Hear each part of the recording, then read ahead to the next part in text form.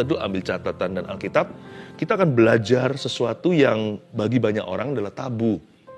Tapi di area ini harus jelas kebenaran dinyatakan, tidak boleh ada area abu-abu. Judulnya begini, kasih, seks, dan uang. Kasih, seks, dan uang. Tidak ada yang tabu untuk dibicarakan dalam firman. Terimalah pengajaran yang akan memerdekakan Anda hari ini. Buka bersama dengan saya di Ibrani pasal 13 ayat 1-6. Saya bacakan. Ayat 1, peliharalah kasih persaudaraan. Jangan kamu lupa memberi tumpangan kepada orang. Sebab dengan berbuat demikian beberapa orang dengan tidak diketahuinya telah menjamu malaikat-malaikat. Ingatlah akan orang-orang hukuman, karena kamu sendiri juga adalah orang-orang hukuman. Dan ingatlah akan orang-orang yang diperlakukan sewenang-wenang, karena kamu sendiri juga masih hidup di dunia ini. Hendaklah kamu semua penuh hormat terhadap perkawinan dan janganlah kamu mencemarkan tempat tidur. Sebab orang-orang sundal dan pezina akan dihakimi Allah. Janganlah kamu menjadi hamba uang dan cukupkanlah dirimu dengan apa yang ada padamu. Karena Allah telah berfirman, aku sekali-kali tidak akan membiarkan engkau, dan aku sekali-kali tidak akan meninggalkan engkau. Sebab itu dengan yakin kita dapat berkata, Tuhan adalah penolongku, aku tidak akan takut. Apakah yang dapat dilakukan manusia terhadap aku? Judulnya, kasih, seks, dan uang itu zaman dulu seringkali pengkhotbah memperingatkan kita. Hati-hati dengan 3 ta, yaitu harta, tahta, wanita. Nggak fair juga sih, karena hari-hari ini yang selingkuh bukan hanya laki-laki, perempuan juga jadi pria. Ya. Tapi sebenarnya yang kita perlu ubahkan itu bukanlah yang perlu kita waspadai itu adalah gaya hidup kita. Makanya saya tidak mau pakai 3 tah itu, saya pakai kasih dulu. Karena ini adalah nasihat dan doa di Ibrani 13 ini mengajari kita untuk mengelola hidup ini dengan benar. Pertama-tama hiduplah dalam kasih. Seks dan uang akan nanti menemukan tempat yang tepat di dalam hidup ini. Karena kasih tidak akan merugikan orang lain. Kasih tidak egois, kasih tidak mencari self-interest atau mementingkan diri sendiri. Orang yang hidup dalam kasih pasti akan dikuduskan oleh Tuhan Yesus. Peliharalah kasih persaudaraan ayat pertama. Kata kasih di situ dalam bahasa Yunani, jangan lupa ya, sebagian besar perjanjian baru itu ditulis dalam Greek atau dalam bahasa Yunani. Kata kasih di situ itu ada 4 jenis. Kita tahu yang namanya eros. Eros itu erotic love. Yang ini hanya untuk orang sudah menikah. Kalau orang masih bujangan, eros itu terjemahannya romantisme atau romantic love. Jangan seksual, cukup sampai perasaan tertarik kepada lawan jenis, rasa seperti seolah-olah ada romance di hati. Bahkan seluruh dunia merayakan cinta kasih di bulan Februari. Tapi sebenarnya malahan kebanyakan orang-orang dunia bukan merayakan kasih atau cinta, tapi hawa nafsu berahi. Kasih di sini eros. Eros yang nomor 1 artinya dalam bahasa Yunani. Eros itu tidak boleh dikasih ke orang lain kecuali suami kepada istri dan sebaliknya juga. Biarkan pernikahan kita itu menjadi seperti kebun yang tertutup. Janganlah air kita itu meluap-luap sampai pinggir jalan. Jangan kasih eros kepada orang lain kecuali pasangan yang dengannya kita sah menikah. Tanpa berkat Tuhan, jangan otak-atik departemen ini. Eros tidak untuk orang pacaran.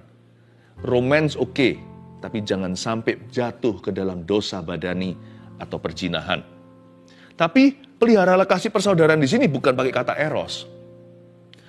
Kata kedua dalam bahasa Yunani itu storge.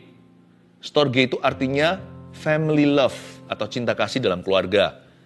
Kasih sayang orang tua sama anak dan sebaliknya. Peliharalah kasih persaudaraan itu bukan bicara tentang storge, itu yang lainnya. Tapi saya jelaskan dulu kasih dalam rumah itu begini. Apapun bahasa kasih anak Anda, kasih waktu sama mereka. Apapun bahasa kasih Anda, komitmen sama family. Storge itu mengajarkan kita bahwa family is important. Keluarga itu penting sekali. Karena itu jangan pernah kita itu mau sukses kerja tapi abaikan keluarga sendiri. Jangan sampai kehilangan waktu kualitas dengan family. Sekalipun demi ministry loh ya, demi pelayanan misalkan. Ada orang-orang yang mengabaikan keluarganya, tak terkecuali adalah pendeta. Makanya anak-anak pendeta cenderung nakal-nakal jikalau papa mamanya tidak bijaksana mengimbangi antara pelayanan dan keluarga. Hati-hati ya, storge ini juga jenis kasih. Tapi juga yang kita kenal, yang sangat kita kenal adalah agape atau kasih tanpa syarat. Biasanya kasih ini yang asosiasinya dengan kasih Allah. Kasih yang tanpa pamrih, kasih yang dari sisi pemberi. Ya, bukan dari sisi penerimanya. Aku mengasihimu bukan karena aku butuh sesuatu, aku mengasihimu karena aku mau mengasihimu. Apapun reaksi Anda, baik berterima kasih atau melupakan kasih yang kutunjukkan, nggak apa-apa, aku tetap cinta padamu. Agape love. Ayat 1, peliharalah kasih persaudaraan di sini bukan ketiga-tiganya. Bukan eros, bukan storge, bukan agape. Lalu yang mana? Ini philia.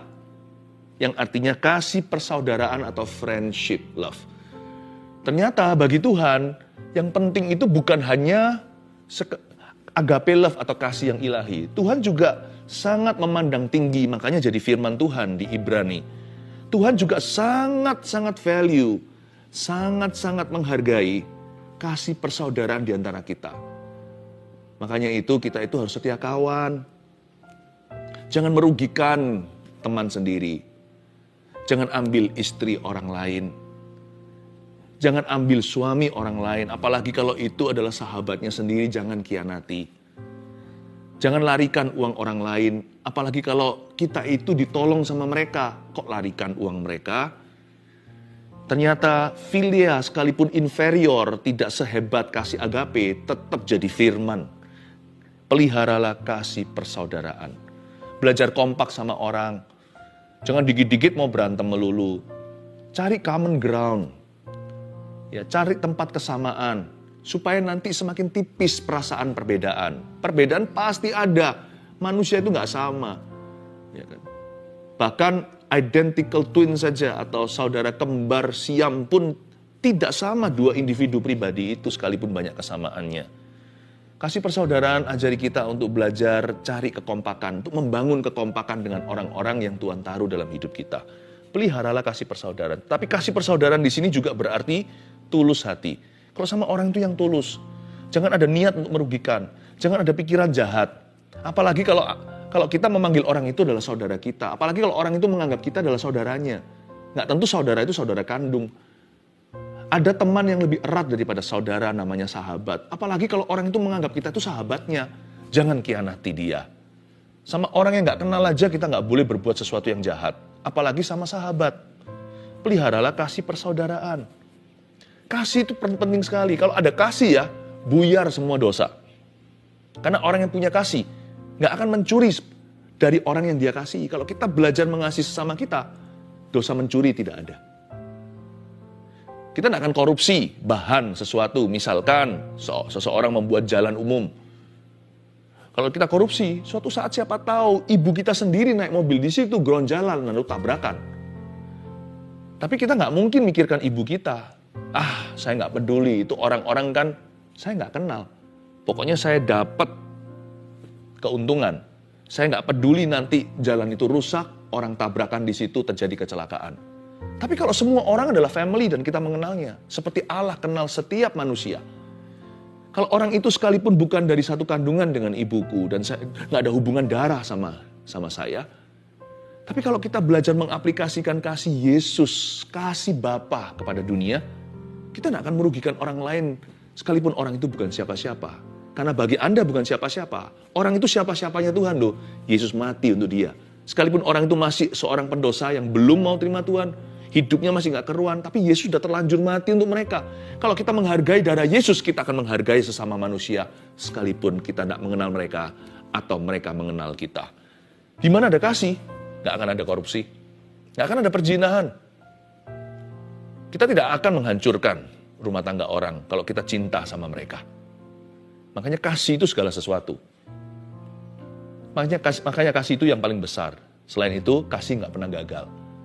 Orang yang minta kasih Yesus memenuhi dirinya dan dia hidup sesuai dengan standar kasih itu, lebih gampang menang terhadap godaan dosa dan pencobaan dunia.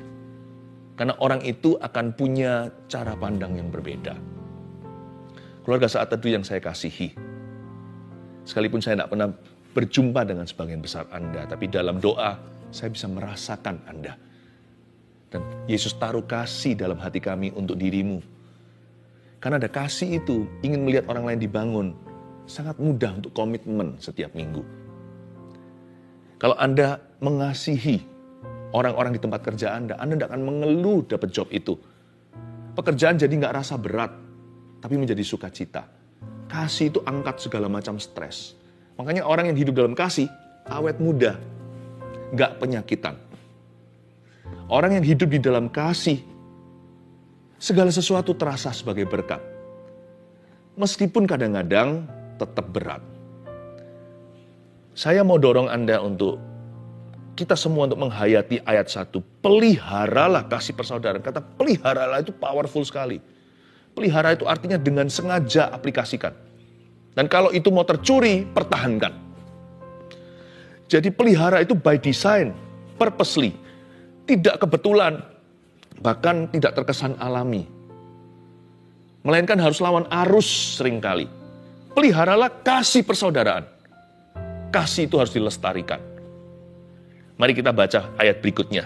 Masuk ke area berikutnya adalah aplikasi kasih tersebut. Kalau Philea sudah, kita akan memasuki di ayat 2 dan 3 itu agape, lebih ambil alih.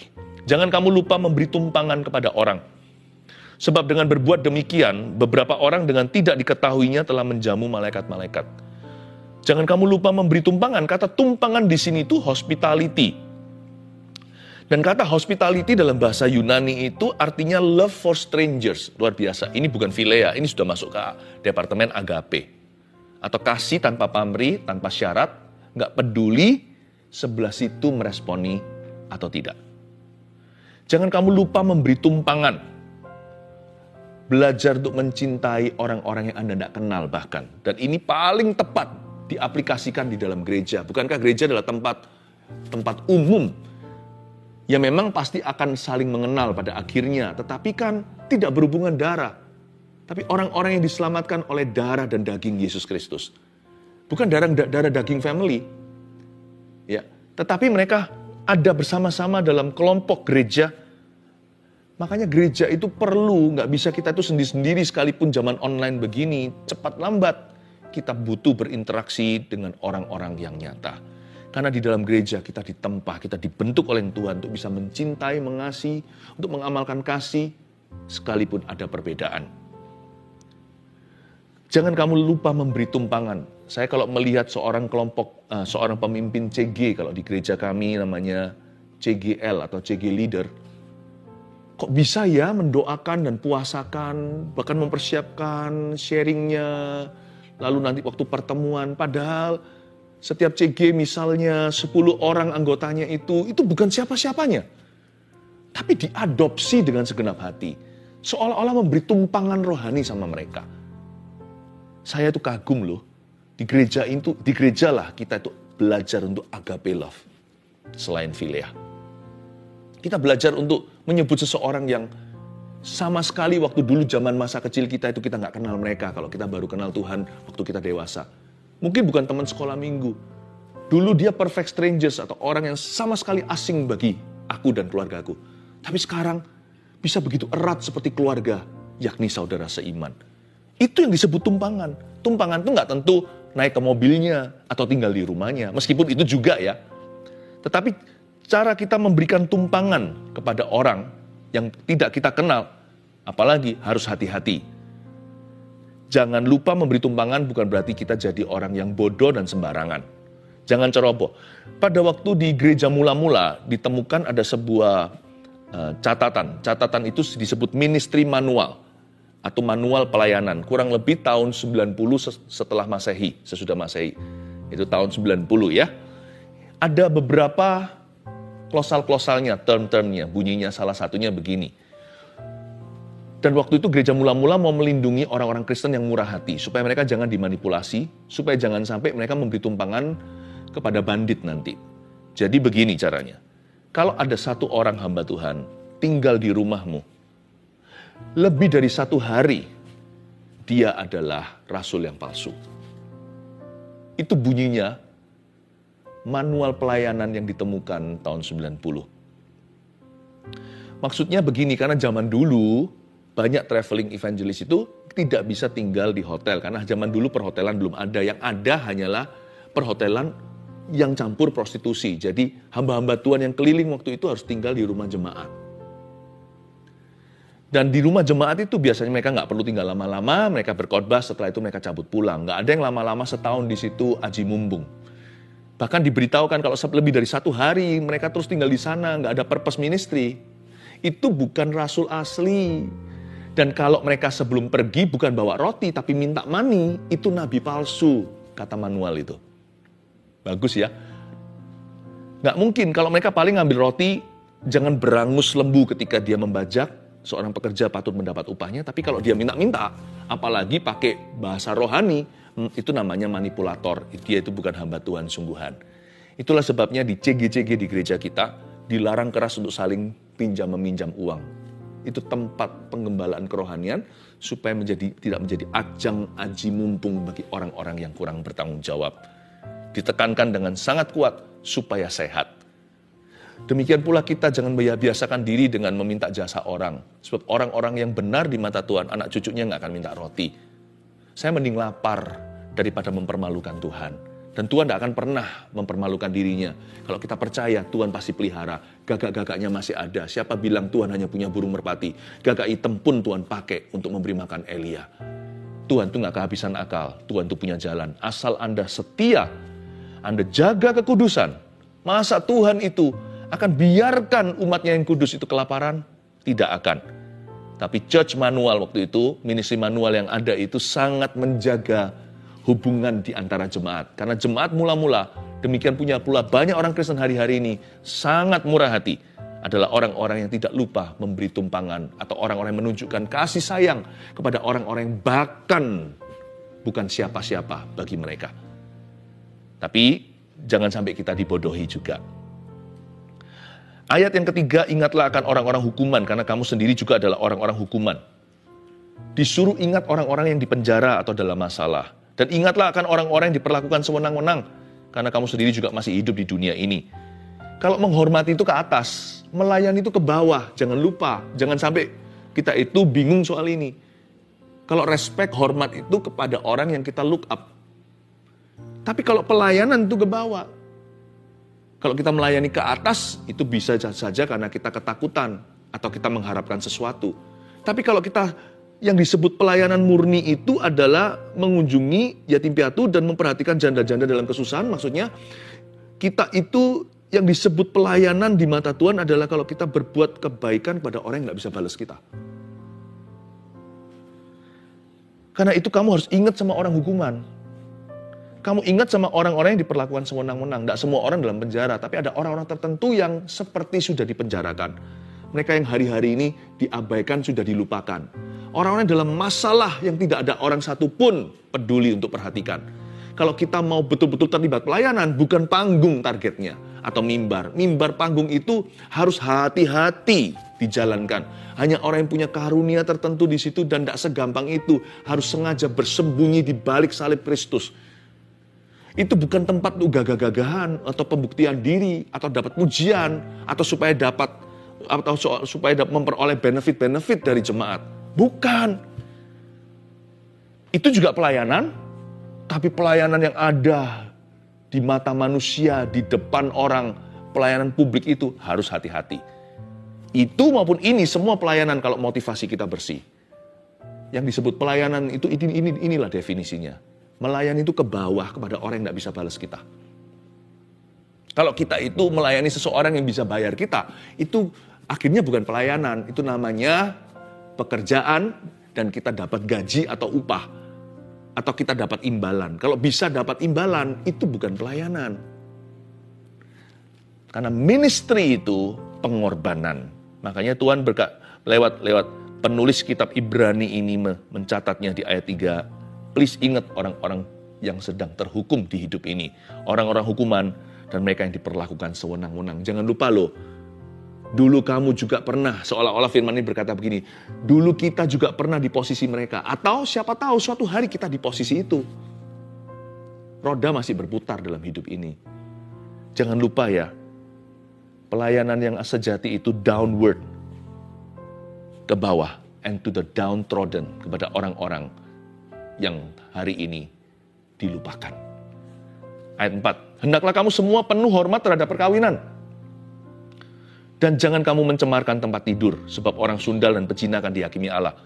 Kamu semua harus penuh hormat terhadap perkawinan. Gimana caranya? Di zaman Edan ini, pernikahan tidak dihormati. Pernikahan adalah idenya Allah, bukan ide Adam dan Hawa. Perkawinan itu adalah institusi ilahi. Bagaimana sih caranya di zaman sekarang ini, zaman murtad demikian rupa, pernikahan yang sakral di mata Allah itu dinodai sembarangan atau direndahkan martabatnya? Gampang. Pernikahan itu ternoda oleh karena orang-orang yang melakukan dosa seks sebelum married. Dan dosa seks di luar marriage atau di luar pernikahan. Dosa sebelum nikah dan dosa di luar pernikahannya. Yang satu dijalankan oleh bujangan, yang satu dijalankan oleh orang yang sudah married, alias perselingkuhan. Kalau belum kawin kan belum namanya selingkuh, namanya percabulan. Lewat dua dosa ini, sex before marriage and sex outside marriage, pernikahan dinodai. Tujuan utama seks bahkan bukan prokreasi, sekalipun bisa punya anak gara-gara itu. Kalau kita ngawur soal itu, bisa hamil di luar nikah.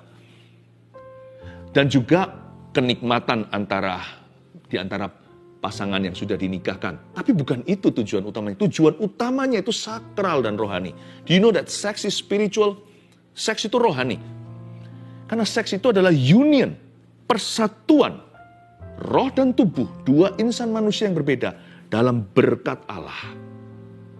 Untuk menghasilkan perkara-perkara yang benar dan mulia lewat hubungan mereka. Oh, luar biasa. Itulah sebabnya Alkitab mengatakan orang-orang sundal dan pezina akan dihakimi Allah. Kok bisa ya? Saya nggak bisa jadikan itu teori. Ini juga bukan doktrin. Tapi sebagai hamba Tuhan, seperti seorang dokter lihat orang sakit. Seorang hamba Tuhan seringkali melihat sendiri pendosa-pendosa. Loh, kita juga sama pendosa-pendosa, tapi kita nggak lagi hidup di dalam dosa-dosa itu. Karena aku telah mati dan tinggalkan cara hidupku yang lama. Saya melihat dan saya menemukan patron-patron yang saya nggak bisa jelaskan. Seperti ada patronnya itu semua. Yaitu misalkan, kalau orang itu sudah berhubungan sebelum nikah. Lalu habis itu seolah-olah nggak terjadi apa-apa, mau colong berkat Tuhan, pendeta pun ketipu di altarnya. Tahu nggak apa yang terjadi? Saya melihat hidup mereka tuh susah terus. Bisa kaya, tapi susah payah mengikutinya. Ada susah gitu terus, seolah-olah seperti dikepung oleh sorga. Tanah menjadi tanah besi, langit menjadi langit tembaga. Sekali lagi, bisa kaya, tapi susah payah itu mengikutinya. Paling-paling bisa kaya cash, tapi nggak ada berkat Allah. Jangan lupa loh, materi tidak sama dengan blessing. Blessing nggak harus materi. Seolah-olah punya segala sesuatu, nggak bisa tidur pulas dia. Karena hatinya dicekam ketakutan. Atau bisa jadi sebaliknya, kerja apapun nggak berhasil. Garuk kepala semua orang dimintai doa, doakan aku ya. Sudah menikah belasan tahun. Tapi nggak pernah beresin dosa itu, karena pernah nyolong dari Tuhan. Di altarnya lagi mencuri. Wah, ini bahaya. Akhirnya kan sulit hidupnya. Ada dua tipe orang yang ngalami rintangan karena Tuhan sertai dan Tuhan tunjukkan kemuliaan. Tapi ada orang tertentu yang ngalami rintangan karena Tuhan nggak sertai. Nah, ini tipe yang itu susah terus jalannya. Atau seorang laki-laki, kalau dia adalah seorang playboy, dia seorang player, dia seorang yang tidak pernah benar secara seksualita, bahkan sudah menikah pun nggak keruan. Saya biasanya melihat ada patron, ya nggak otomatis ini terjadi. Anak juga bisa break free, keturunannya juga bisa patahkan kutuk itu. Tetapi tentunya terjadi peperangan rohani, karena bukan Tuhan yang kutuki keturunannya, tapi setan yang mengklaim benih-benihnya. Biasanya seorang ayah laki-laki yang suka main. Kalau dia punya anak perempuan itu kasihan. Anak perempuannya itu biasanya tidak akan memperoleh keberuntungan di dalam hubungan. Dan bisa jadi kalau anak-anaknya termasuk anak perempuannya nggak sungguh-sungguh sama Tuhan, tidak break free dan patah dari kutuk itu, setan akan terus mengejar alias familiar spirit. Biasanya kejadiannya adalah sebagaimana sang ayah mempermainkan, anak itu juga bisa dipermainkan nanti oleh pria-pria tidak bertanggung jawab dan bisa dikecewakan hatinya. Seperti seolah-olah tabur tua itu ada. Tapi saya nggak ngomong begini berarti Tuhan itu nggak fair. Loh, orang tua yang dosa kok anak-anaknya yang dihukum. Enggak sih. Tapi mau nggak mau, kita itu ada efeknya ke orang lain. Pasti ada.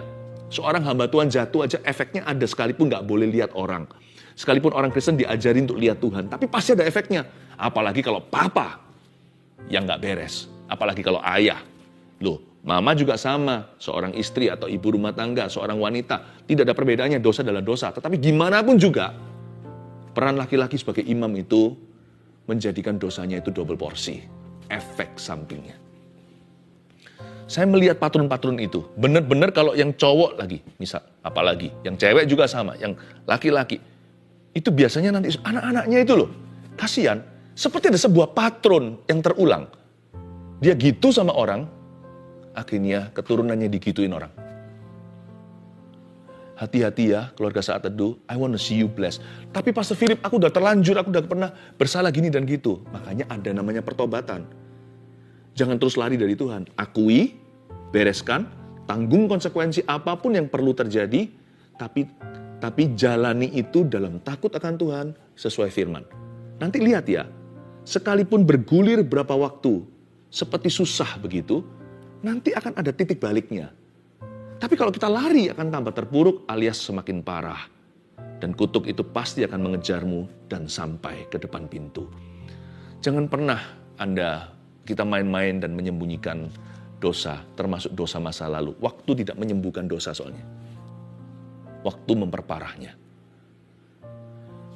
Keluarga Saat Teduh yang saya cintai, saya doa supaya Anda yang berkata, aku ini pernah terlanjur begitu dan begini. Jangan tertuduh ya, apa yang saya sampaikan ini tidak membuat Anda justru terpental. Malah sebaliknya, seharusnya membuat Anda kembali. Atau balik sama Tuhan, atau di jalan-jalan Tuhan. Tujuan saya bilang begini kalau ada templakan, itu bukan tuduhan. Tuduhan itu membuat kita lari, seperti Yudas Iskariot, malah gantung diri. Tapi templakan Roh Kudus itu membuat Petrus kembali, dan menjadi hamba Tuhan, gembalakan domba-dombaku, kata Yesus. Tujuan saya ngomong begini bukan untuk menuduhmu, tapi tujuannya adalah untuk menerangi. Dan kalau ada kegelapan dan abu-abu itu cepat dicat putih oleh darah Yesus yang warna merah. Bahkan dosamu merah seperti kirmisi pun menjadi putih seperti salju. Akui, tinggalkan. Minta dilayani kalau perlu oleh orang-orang yang berwenang, bertanggung jawab, dan kompeten di situ. Minta. Kan Anda punya saudara seiman, Anda juga punya pemimpin-pemimpin rohani, minta didoakan. Gak akan perlu ada gimana-gimana kalau sudah terjadinya yang lalu. Cukup mengaku, saling mendoakan, Tuhan akan sembuhkan. Tapi jangan sembunyikan, bawa dalam terang, jangan bawa lari dari hadirat Tuhan. Saya percaya Tuhan bisa memulihkan. Dan kalau Tuhan pulihkan, bekas lukanya pun hilang. Saya kok yakin ya, Tuhan itu gak akan separuh-separuh setengah-tengah. Aku hanya mau mengampunimu, tapi gak akan melupakannya. Tuhan gak gitu. Kalau Tuhan ampuni, Tuhan lupakan. Tapi jangan kita menipu Tuhan. Kita harus punya kebenaran dalam batin. Hati yang hancur, jiwa yang remuk, tidak kau pandang hina ya Tuhan.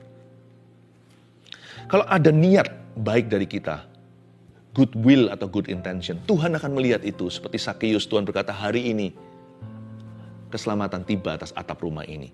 Don't worry, our God is the best forgiver.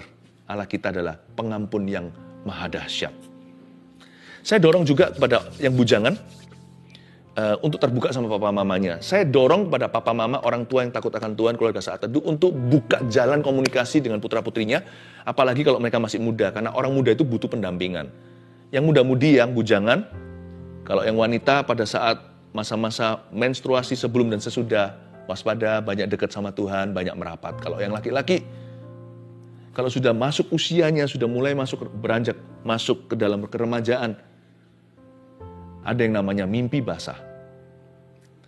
Kalau itu terjadi, datanglah ke papa mamamu.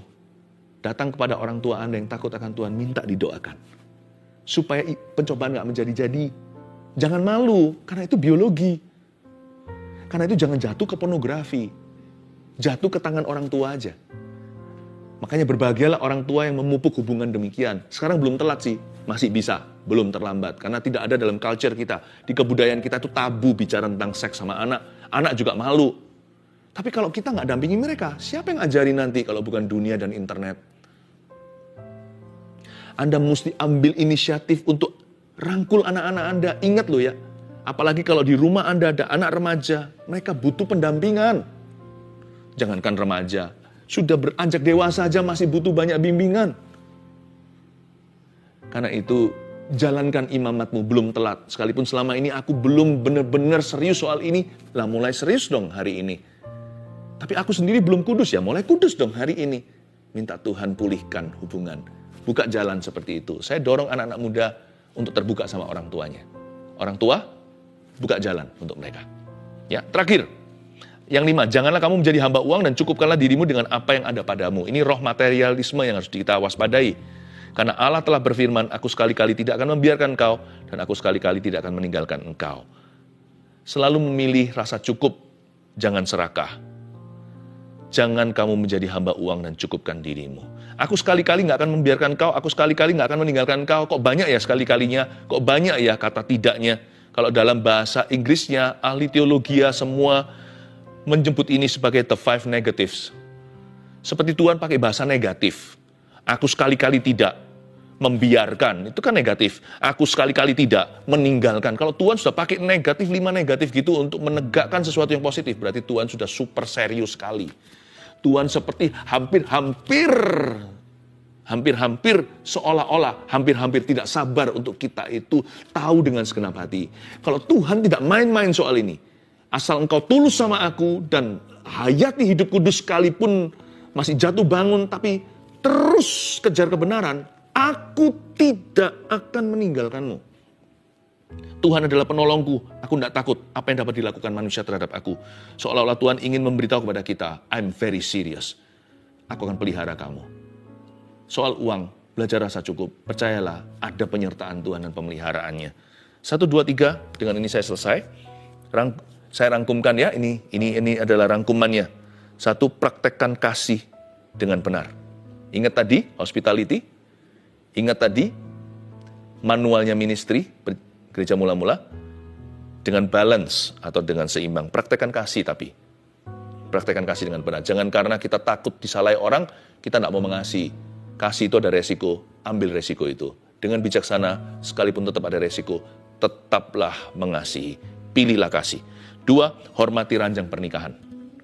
Baik yang sudah menikah maupun bujangan. 3, kalau soal uang, begini aja sih tugas kita. Sisanya keseriusan Allah dalam memelihara. Syukuri dan kelola saja apa yang ada. Percayalah, growth, pertumbuhan dan berkat itu datangnya dari Tuhan. Amin.